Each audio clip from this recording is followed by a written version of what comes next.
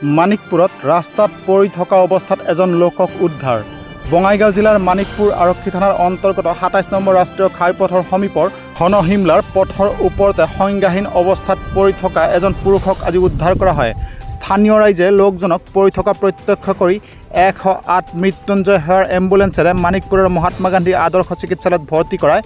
পিছত মানুহজন কিছু সুস্থ হৈ উঠাত নিজকে কোকৰাঝাৰৰ সঞ্জীৱ বসুমতাৰী বুলি জানিব দিয়াৰ লগতে কোনোবাই তেওঁক নিচাযুক্ত দ্ৰব্য খুৱাই লুটপাট কৰি ৰাস্তাত পেলাই থৈ যোৱাৰ কথা উল্লেখ কৰে। পাছত ব্যক্তিজনক উন্নত চিকিৎসাৰ বাবে বঙাইগাঁও অসামৰিক চিকিৎসালয় হাস্পতাললৈ প্ৰেৰণ কৰা হয়।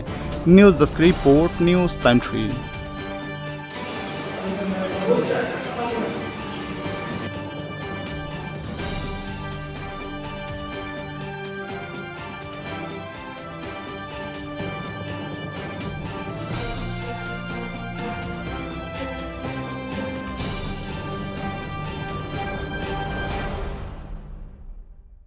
ইনভাৰ্টাৰৰ সৈতে যিকোনো ব্ৰেণ্ডৰ সোলাৰ পেনেল স্থাপন কৰক।